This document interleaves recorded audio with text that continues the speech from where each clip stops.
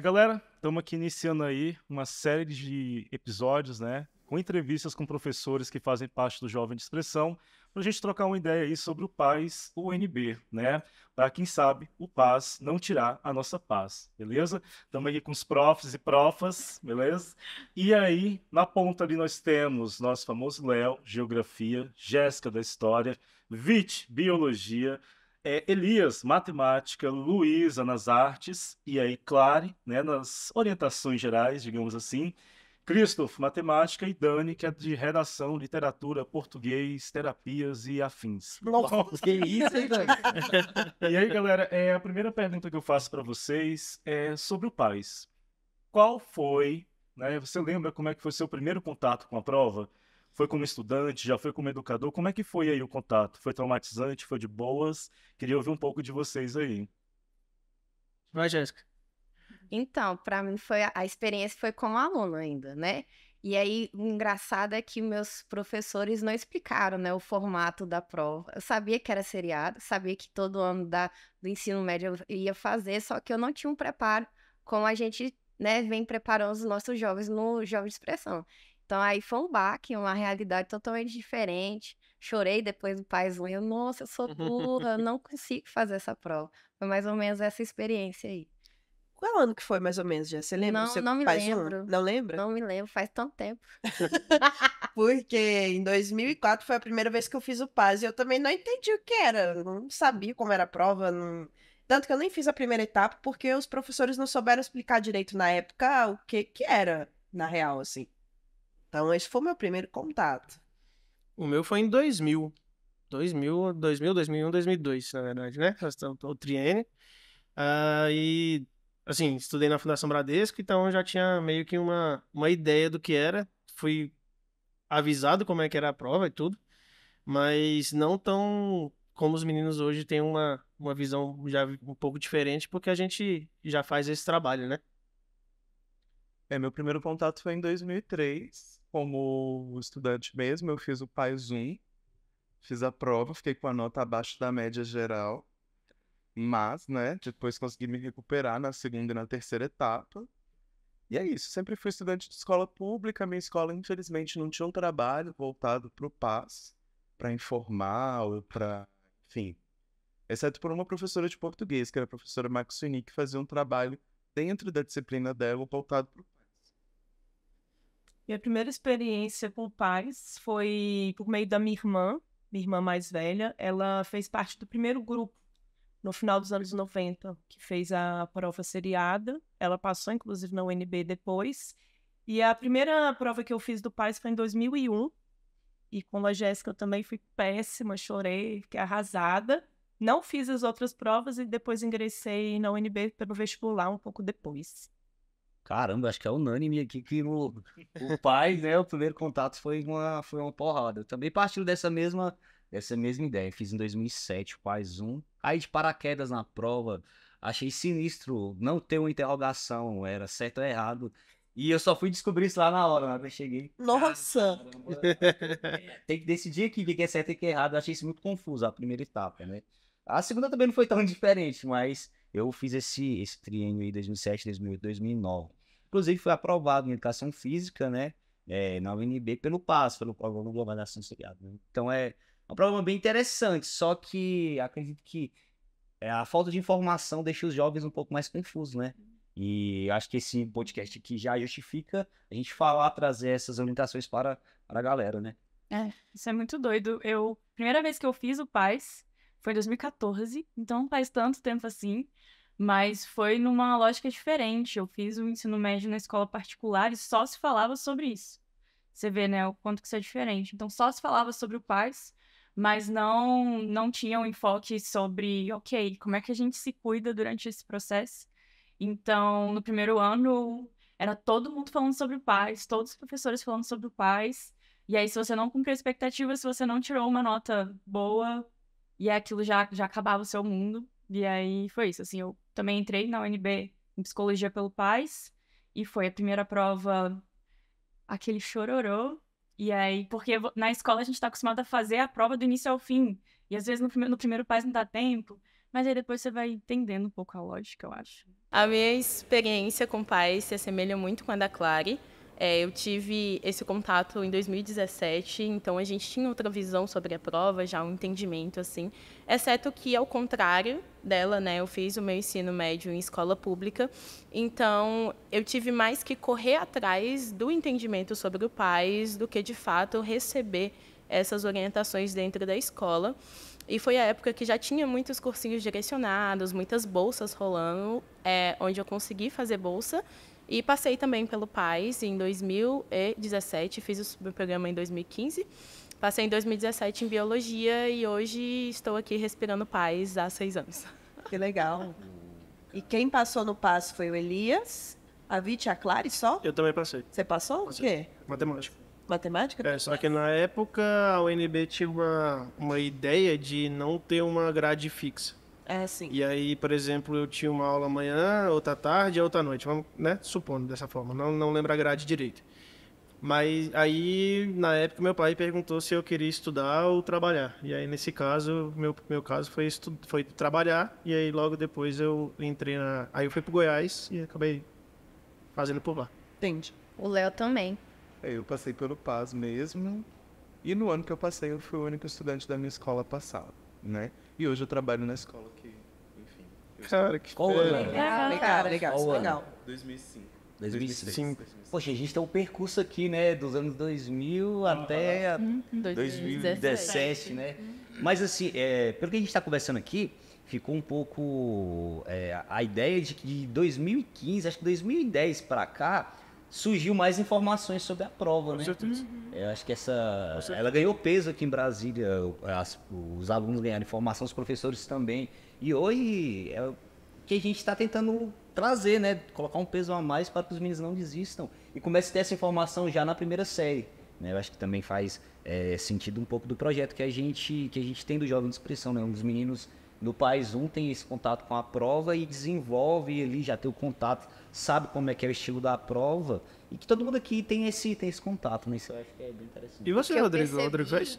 Você fez o PAS, Rodrigo? Cara, eu fiz o PAS e a coisa que eu mais me lembro quando eu fiz o PAS foi que eu conheci a UNB.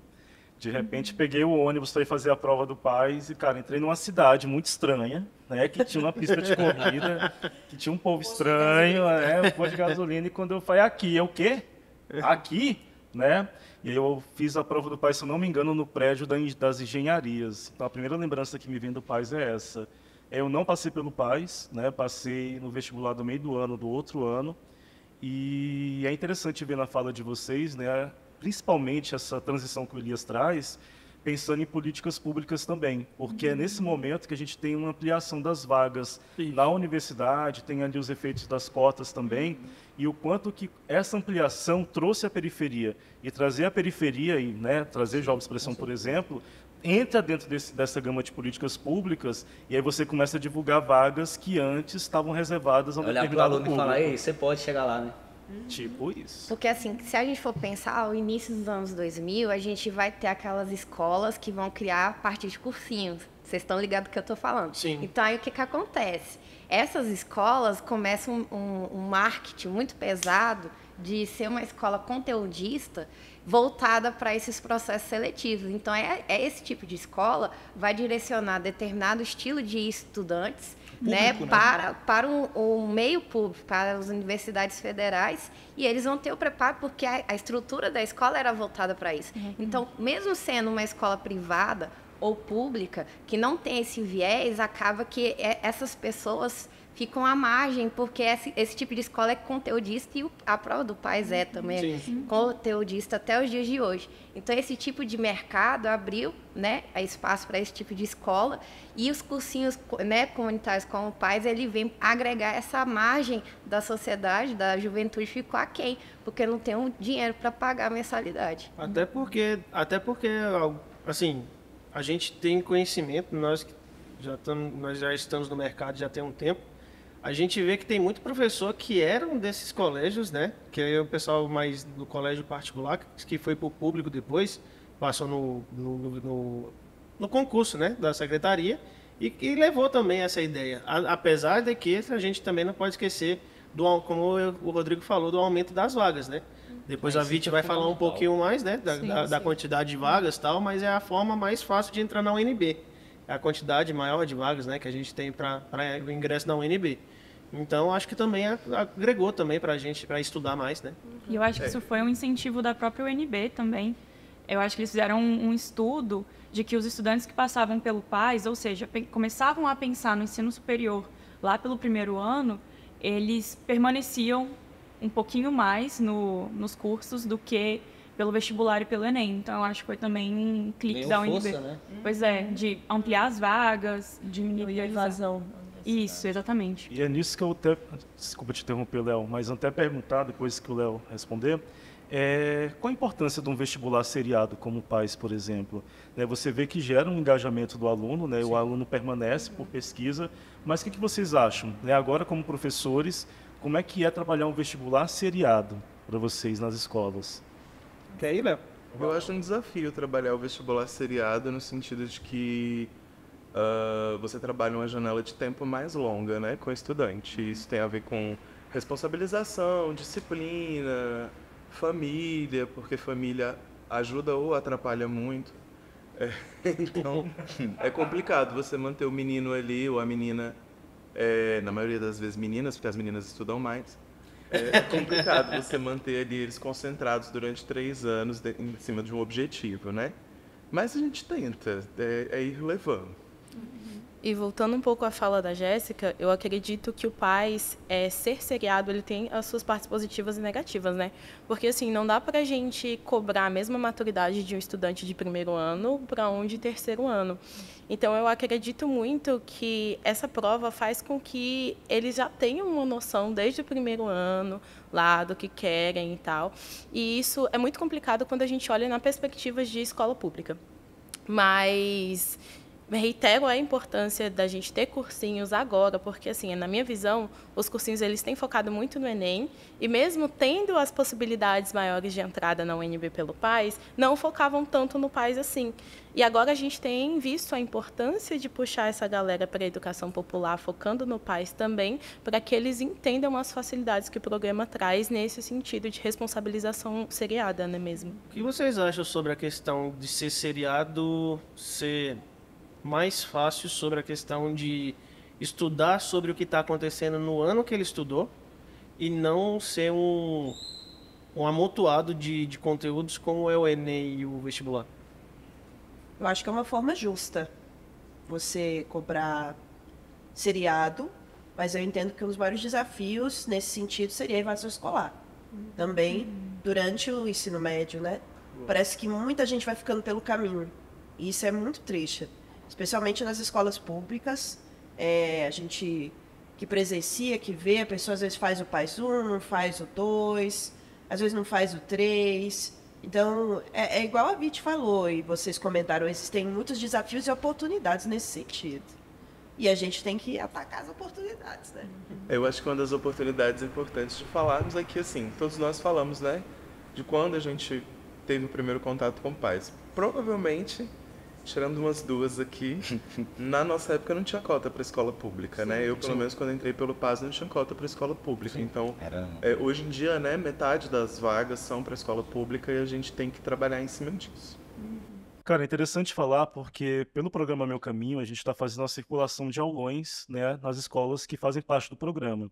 Então a gente já passou por Ceilândia, passou por Recanto das Emas, esse final de semana a gente esteve no Paranoá e o próximo vai ser em Planaltina. Então acaba que o Meu Caminho, por ter essa dispersão, digamos, né, de pessoas, de alunos, a gente consegue absorver muito o que está rolando nas escolas, né, em que pé está a educação. E é muito louco ver o que a Dani falou da evasão, porque você chegou para divulgar divulgar o programa e divulgar os aulões, e a primeira pergunta que eu fiz nas salas foi: e aí, quem se inscreveu no PAS? Então, sala de primeiro ano, a galera levantava a mão. Sala de segundo ano, aí já diminuía para metade. Sala de terceiro ano, já diminuía mais ainda. E você via também, na própria sala, a diminuição da quantidade de alunos. E é muito louco pensar isso, que já, às vezes você começa o ano, começa ali o ciclo com, sei lá, 10 turmas de primeiro ano e vai terminar com 4 turmas de terceiro ano, 5 turmas de terceiro ano. E é uma proposta do Meu Caminho, é justamente discutir a questão da evasão escolar né? Não é à toa que a gente está aqui e trazendo essa ferramenta importantíssima que é o PAS, que, velho, é como o Christopher falou, como vocês já citaram, é a ferramenta talvez mais fácil, sendo que é difícil, mas a mais fácil de você acessar a UNB. Às vezes tem curso ali que você vai concorrer com 4 pessoas, 5 pessoas, ainda tem as cotas, e o Enem, cara, a concorrência é enorme, vestibular, a questão do vestibular foi o que o Christopher trouxe. É um negócio extremamente pesado, é uma coisa velha, densa, que é conteúdo do ensino fundamental, da creche, do ensino médio e da faculdade. Tem questão que você só resolve usando aqueles cálculos pesadão de cálculo 1. Eu e Elias, assim, acho que foi uma geral, né? Da gente, que a gente sabe, por exemplo, que em matemática, por exemplo, entra 50, 60 alunos e vai terminar as 3, 4, né? E a gente entende ali que é porque, um percentual é porque achava que eu gostava muito de matemática, e aí chega lá dentro é uma coisa mais difícil, aí já vai caindo, e aí depois vai achando mais difícil ainda, então vai caindo mais. E uma das coisas que eu sinto no PAS é isso. O pessoal tira nota no PAS 1 e já desiste. E aí acaba, né? Já vai desistindo do PAS 2 e PAS 3. E a gente coloca, principalmente no pessoal do meu caminho, no pessoal lá do Jovem de Expressão, que o PAS 1 é como se fosse um costume da prova. Então não é nada ainda que se desesperar, né? Tirei nota ruim no PAS 1, vou me desesperar, não vou fazer o PAS 2. Não, calma, gente. A PAS 1 é para você se acostumar com a prova. Eu e Elisa, a gente até discute algumas coisas sobre a prova do PAS 1. Às vezes é a matemática mais difícil que tem é o PAS 1. E aí vai diminuindo depois a dificuldade, PAS 2, PAS 3, mas o menino não sabe porque ele já desistiu. Então é desistir antes de começar, né? Então aqui a gente está aqui justamente no podcast, justamente para colocar esses pontos e deixar você mais calmo, dizendo que, calma, tem solução, relaxa. A gente aqui vai fazer de tudo para dar uma instrução para vocês que vai dar certo. Cris, a gente até pode falar isso um pouco melhor que eu, mas a prova do PAS ela é uma prova inteligente, né? Voltando também ao tópico da questão da seriação. Você tem ali a primeira prova, é que tem um peso menor, né? Então, eles levam, né? Isso, eles levam em consideração a maturidade do aluno naquele instante, no momento daquela prova. O PAS 2 já capita um pouco mais, né? Traz um pouco um peso maior. E o PAS 3 que vai englobar ali, dá o peso maior. Então, você tem essa questão dos pesos na seriação da prova. Isso é inteligente. Leve em consideração que o aluno que está na primeira série, a gente comentou sobre isso, tem menos maturidade que o aluno que já está na terceira série, poderia ter ali um êxito maior, né? E isso tudo passa pelo conceito de informação. A gente precisa informar a galera. Lembrando que o professor Elias já puxou conteúdo de média ponderada, galera. Exatamente, tem a ver com isso. E aí o Rodrigo trouxe uma questão muito interessante da evasão dos alunos da terceira série, que não estão dentro do PAS, mas a gente tem que lembrar que os alunos que estão na terceira série pegaram o último ano da pandemia. E, ou seja, vou fazer a prova, não vou fazer a prova, a distanciamento, máscara, Defasada. a educação defasada. Então, tudo isso é o reflexo do que a gente tem, né, agora para o PAS 3, para o pessoal que está indo para o PAS 3. E em contrapartida, a gente tem a nova galera entrando no PAS 1, entrando no PAS 2, subindo aí, né? Então, é interessante conhecer e saber sobre essa prova, né? Sobre inclusive, a primeira experiência do Jovem de Expressão com a turma de PAS foi uma surpresa muito legal. Assim, eu acho que inclusive, a gente está aqui falando hoje do PAS por conta dessa primeira experiência. Porque eu sinto assim... Aí todo mundo, tipo... Porque, de fato, a gente ficou muito surpreso. E eu acho que uma coisa que a Vit estava falando, assim, da educação popular, do cursinho comunitário, quando a gente foi trabalhar com PAS a primeira vez, a gente não trouxe só o conteúdo, mas a gente também trouxe essa parte que o jovem também traz bastante, do ok, estamos todo mundo aqui, como é que a gente vai se fortalecer coletivamente? Então eu acho que isso é uma coisa que a avaliação seriada, às vezes nas escolas, ela perde, porque você foca em passar ou não, e esquece que você tá com outros estudantes, você tá com seus pares, você tá com seus colegas. E é muito doido isso, porque a gente teve a primeira experiência na pandemia, e a gente sentiu isso, assim, os alunos, eles trocavam ideia, eles conversavam, a gente também teve um vínculo muito legal com eles, então foi bem legal essa experiência de ter o PAS no cursinho de Jovem de Expressão. O PAS, pra mim, assim, ele é conteudista, né? Até pela estrutura de prova conteudista, mas ela também é muito social. E isso exige muito que o nosso comportamento como educador, ele seja muito amplo, o nosso olhar, ele seja para além de só o conteúdo, de só as questões, porque assim, a gente tem uma matriz de referência, a gente tem habilidade, a gente tem competência, e a gente está lidando ali com motivar o estudante a permanecer. E lidar com permanência dentro do contexto de estudantes periféricos, de estudantes de escola pública, em um cursinho popular, exige uma preparação nossa também de entendimento social geral, né?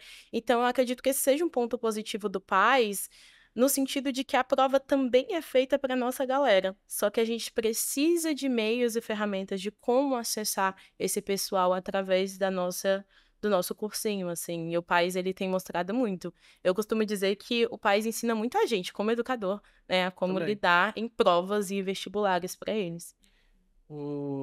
É o que o jovem faz com os alunos, né? Então, dá uma estrutura para os alunos muito, muito legal. Parabenizar Rodrigo da questão de todas as forças de vontade que tem, precisa de alguma coisa, corre atrás. A Jéssica, que também já está no programa, já tem há muito tempo também. Desde a pré-história. Que-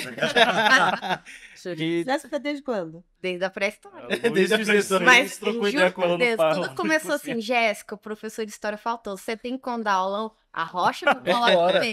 Eu tô aí até hoje, então é isso. E aí tá dentro do Jovem de Expressão já tem tempo, ensina muito pra gente, a gente brinca muito e tal, mas a gente ensina muito pra gente como é que tá com o pessoal dali, né, das periferias, como a gente pode englobar nossas matérias ali dentro.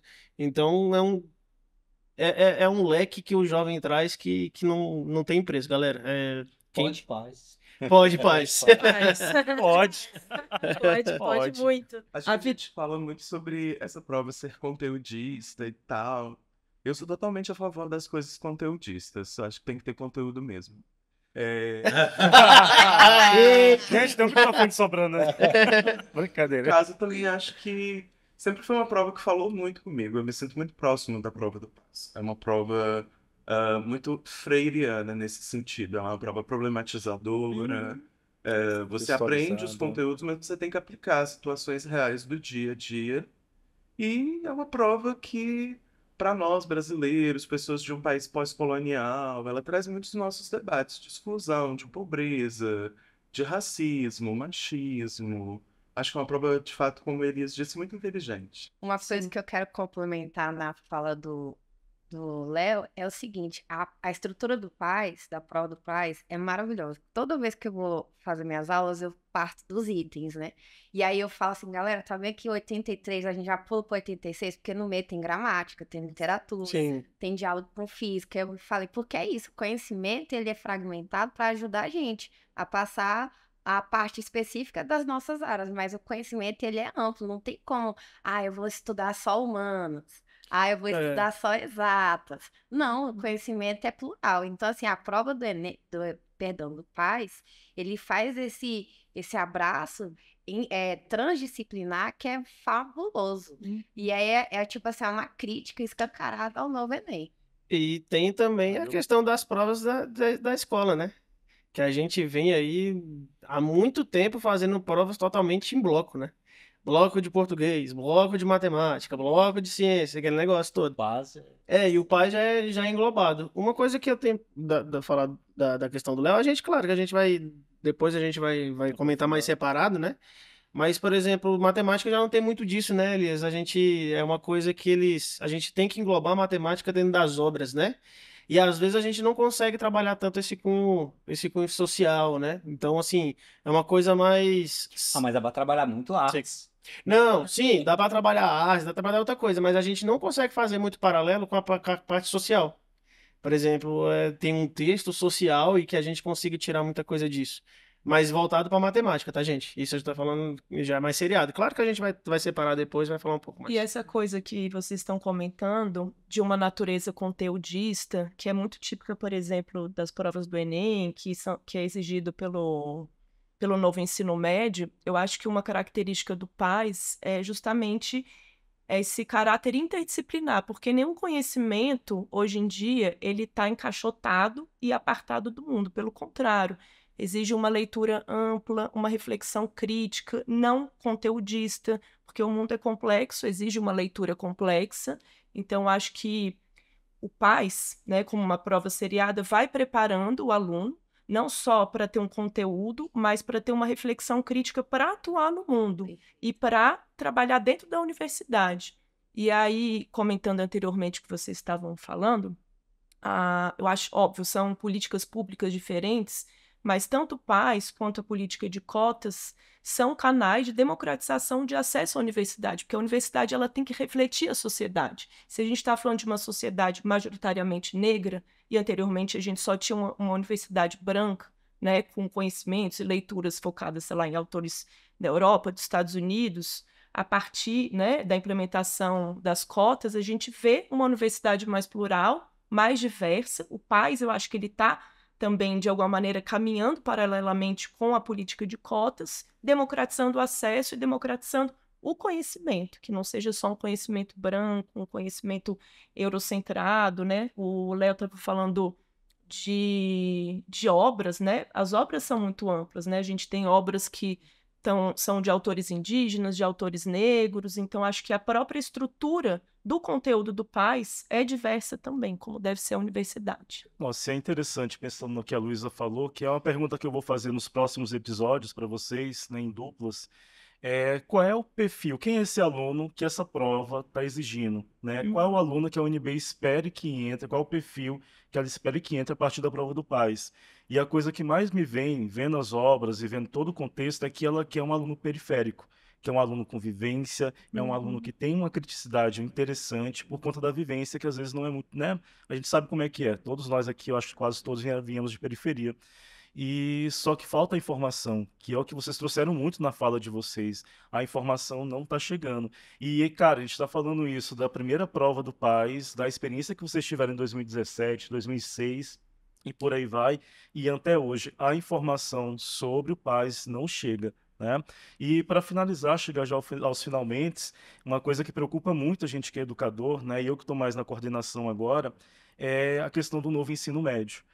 Foi um choque para a gente receber os alunos que entraram no programa Meu Caminho, que vieram no contexto de novo ensino médio, pós-pandemia, e aqui no DF tem a questão da semestralidade. Então, tudo isso gerou sabe, uma bola de neve gigante que a gente está tentando analisar e tentando remediar.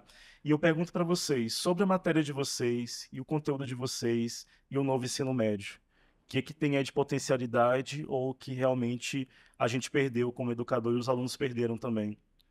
Quer começar? Eu acho que o pessoal que perdeu mais grade poderia começar. Porque a gente de matemática permaneceu, a gente matemática e português, né? A gente perdeu, mas foi menor que eles. Eu acho que a gente tem que dar uma olhada para uma janela maior dentro da história da gestão da educação brasileira, né? No Brasil, como a gente é um país pós-colonial, infelizmente a gente tem uma sociedade que é dividida entre aqueles que tentam fazer o país se desenvolver e aqueles que tentam desenvolver suas próprias vidas, suas próprias finanças. E, por vezes, a educação brasileira ela é gerida pela ideia da crise, né? O próprio Darcy Ribeiro fala, né? A crise na educação brasileira ela não é crise, ela é um projeto, né? Então, assim, a gente tem que entender que tem muita gente por aí em cursinho comunitário, botando o povo de periferia para dentro da universidade, mas também tem muita gente que não quer esse povo lá dentro, né? Que essas pessoas elas chegam a determinados espaços de poder e tomam determinadas decisões de gestão que muitas vezes contradizem os discursos eleitorais. Então, assim, chegar e dizer, eu amo a educação, vamos dar educação para todo mundo, é a coisa mais fácil do mundo. Agora, na hora do vamos fazer, é complicado, né? Aí que a gente vai ver como que as ações, elas estão de acordo, né? Elas são coerentes ou não com os discursos. Eu vejo o novo ensino médio como algo um tanto incoerente com relação aos discursos de desenvolvimento da educação, né? Acho que essa própria ideia de, vamos reduzir matérias e tal, acho que isso é até uma coisa menor quando a gente pensa que a gente começa essa ideia de crise porque a gente divide, né? A gente reformou o ensino médio, não reformou o ensino fundamental, não reformou outras áreas da educação brasileira, quer dizer, então você vai fazer uma reforma desconexa, necessariamente você vai ter problemas. E essa coisa de diminuir matérias, para mim, é possível estabelecer um paralelo com enxugar gastos, né? Políticas de austeridade. A política de austeridade, ela vai, né, vai prejudicar quem? Geralmente, né, o aspecto social. Então, o novo ensino médio é um ensino, eu acho que tende a priorizar interesses privados, interesses particulares e em detrimento da comunidade. Então, você tem uma hierarquia de saberes que são privilegiados e os saberes que são suprimidos ou silenciados, geralmente os saberes de humanas, são negligenciados pelo novo ensino médio, que tem a ver com essa própria estrutura hierárquica de quem tem interesse em manter os seus privilégios e em detrimento da comunidade e quem efetivamente está pensando a educação como um canal comunitário para todo mundo, né, para o social de uma maneira ampla. E a gente se vê num ciclo muito ruim, porque assim, a gente já debate isso no Brasil há 1000 anos, desde que a educação técnica foi criada lá nos anos 30, nos anos 40, se debate essa ideia, né? Qual é a educação para o filho do pobre, qual é a educação para o filho do rico? Estamos nós aqui em plenos 2023, quase 100 anos depois. Falando a mesma coisa. Os problemas Mesmo são os jeito. mesmos. O meu lugar de fala é como servidora pública do Estado de Goiás. Então, assim, cara, primeira coisa, a realidade de sala de aula, inchada. Eu tenho turma com 56 alunos. 56 alunos sem ar-condicionado no Goiás. Deixa bem claro e registrado. Então, assim, imagina o bobobó que é. O que que acontece? A gente tem agora, com a reforma do novo ensino médio, a realidade de ensino integral, que começa a ser obrigatório, né, de forma lenta e gradual, de 7 horas, 9 horas, por aí vai. Qual é o BO? Eu trabalho na periferia, então a gente tem a realidade de jovens que têm que trabalhar para ajudar na renda familiar. Então, esses meninos não conseguem ficar no ensino integral. E aí, o que que acontece? Vai para onde? Para o noturno, porque eles estão debandando. Aí, o noturno é inchado. Eu dou aula nos 3 turnos. Vendi a alma pro caiado, né? Então, assim, de noite, 55 alunos também. Aí, tipo assim, não é eles indo embora, eles estão lá. Só que, assim, eles querem trabalhar, eles nem, às vezes nem querem, eles precisam, mas o ensino, ele é integral, aí não tem como ele ficar o dia inteiro, porque ou ele fica um turno e trabalha o outro para ajudar a família, ou a família vai passar necessidade. O que que vai acontecer? O município que eu trabalho, é Santo Antônio do Descoberto, só tem 2 escolas de ensino regular, que ainda é aquela grade antiga do qual a gente veio formado.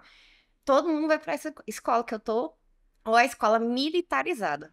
Todo mundo foge da militarizada por várias razões, das quais a gente poderia ter sido aqui também como uma das consequências dessa mercadologia da educação.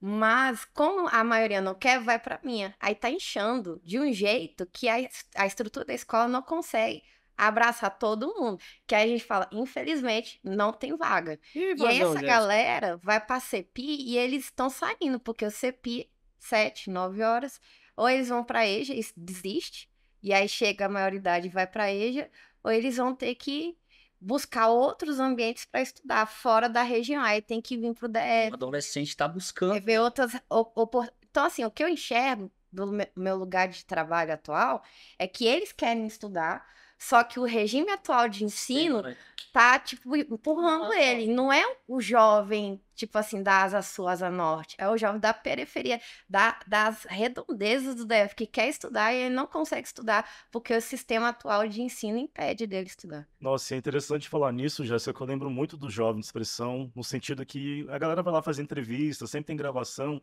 e a primeira coisa que eu sempre falo, olha, esses jovens, eles querem oportunidade. Se você der oportunidade, olha, um cursinho que a gente tem aqui, que juntou uma galera para, sabe, dar aula e focar numa prova, a galera vai, velho. O que a gente precisa na periferia, como jovens periféricos, é oportunidades. E aí você vê, né, a gente falando de política pública e falar do PAS, é falar de problemas estruturais na educação, é falar, né, do nosso convívio, nosso dia a dia em sala de aula, com alunos, professores e tudo mais, é falar de gestão, mas acima de tudo é falar sobre políticas públicas para a educação.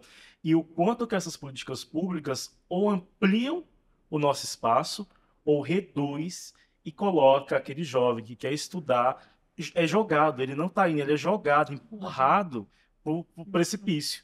E lá na frente, vão falar o quê? Ah, não quis. Ah, aquele jovem não quis. Ele não aproveitou. Não, gente, não é isso. É a política pública que empurrou essa galera à beira do É a precipício. linguagem da meritocracia. Justamente. E eu acho que é linguagem- importante falar de políticas públicas integrais, né? Acho que o Jovem de Expressão está de parabéns nesse sentido, de mesmo tendo pouca estrutura, pouco apoio, incentivo e tal, pensar na política pública de maneira integral, não só oferecer a aula, mas também perguntar para o aluno como que você tá, tá tudo bem, né? As nossas questões do acompanhamento psicopedagógico, Clarice! Aí sim. né? Então, eu acho que isso são coisas muito importantes. A gente precisa, no Brasil, pensar essas políticas públicas educacionais de maneira mais integral. Escola precisa ter psicólogo, escola precisa ter tratamento de saúde, escola precisa ter serviço de orientação educacional. Essas coisas têm que existir, não é luxo.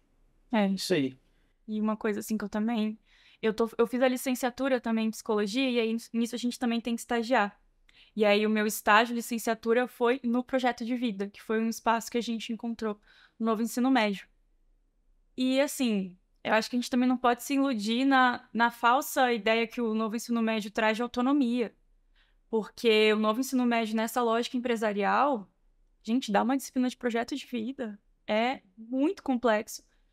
Com todas essas questões que a gente está trazendo. E eu me preocupo muito com o que vai ser produzido de ciência a partir dessa lógica empresarial que a gente fica batendo na tecla, que o novo ensino médio bate na tecla, dessa forma. Porque a Lu estava falando, né, da importância das cotas. A gente fala muito isso para os estudantes, que eu entrei na psicologia em 2017. Formei esse ano agora e eu já sinto muita diferença do primeiro semestre para o último, assim. Eu acho que a psicologia, inclusive, é um curso elitista, e com a entrada dos estudantes cotistas, começou esse questionamento muito forte. E hoje a gente tem um clamor muito mais forte por uma psicologia decolonial, por uma psicologia que faça sentido dentro da prática de educação. Então eu vejo isso, assim, também, que eu fico muito preocupada com que o novo ensino médio às vezes reafirma, e o que a gente vai ter de resultado a longo prazo, né? Que eu acho que é isso que eu estava falando dessa... Eu acho que, além da gente ter estudantes periféricos, é necessário ter professores periféricos. Então, aí encaixa a gente. Porque é muito, muito difícil você estar em um ambiente de trabalho, seja público e privado, e você querer, tipo assim, quebrar o projeto de crise da educação e ter o seu colega. Ah, isso não vai adiantar. Ah, isso não sei o quê. Aquela vozinha do capeta que tem, sempre tem um profissional que é assim, e você fala, cara, vamos fazer um projeto de consciência negra, novembro, juntar as disciplinas, vamos fazer acontecer, mover a escola. Ah, não sei o quê, projeto, não sei o quê. Então, assim, você vê que assim, a educação, ela por si só não transforma ninguém, mas ela é uma fonte de inspiração para transformar as pessoas. E tem que começar pela gente. Então, assim, tem muito profissional desmotivado. Porque aí entra também a questão não só financeira de nós professores, mas mental. A pandemia não só afetou as mentes dos nossos estudantes, mas afetou a nossa. A gente trabalhou triplo durante a pandemia. Quem trabalhou em 2 colégios, 3 colégios, que foi o meu caso, eu quase fiquei doida, mano. Que eu fazia aula de noite, de madrugada, que eu tinha que estar dormindo, tava gravando aula para colégio. Então, assim, o pós-pandemia também afetou a nossa condição enquanto profissional e a nossa saúde mental também. Então, essa parte também, ela tá meio que negligenciada. Então, a gente tem esse repertório de demandas de processo seletivo, tem que ter resultados. Colégio público, quanto maior nota for do SAEB, por exemplo, maior investimento o Estado vai estar. Porque lá no Goiás a gente respira o IDEB. Quanto maior nota da escola em processos seletivos amplos, mais investimento a escola vai ter. A escola que eu trabalho é a escola que tem mais déficit de estrutura no Santo Antônio Descoberto. E, curiosamente, é a que tem maior pico. Porque a gente, você chega, bom dia, não, IDEB. IDEB. Não, vamos, IDEB. Não, e Deb, não, bom dia, Deb. Então, assim, é pedir pra gente uma proposta de ensino voltada a processos seletivos. E negligencia as educações e as abordagens socioemocionais, afetivas, que elas também são fundamentais no meio educacional, não só pensando nos nossos estudantes, mas pensando a nós mesmos como ser inclusive, humano. pensando até mesmo na própria seleção, né? Você vê, por exemplo, o papel da Clare, o cursinho do o Preveste, ele não parou na pandemia, a gente não parou. Não. E muita gente não parou, não foi porque a gente tem um ideal de educação, tem um ideal também, um projeto da galera de periferia, nós de periferia, acessarmos outros espaços. Sim. E aí você vê que, velho, o negócio não tá bom, não tá indo para um lugar bom, né? Porque o ideal mesmo é que a gente não existisse. É que não existisse um jovem de expressão, é que não existisse um cursinho popular, porque, velho, o ideal é que a educação realmente funcionasse, né? Mas queria já fechar essa primeira conversa com vocês, né?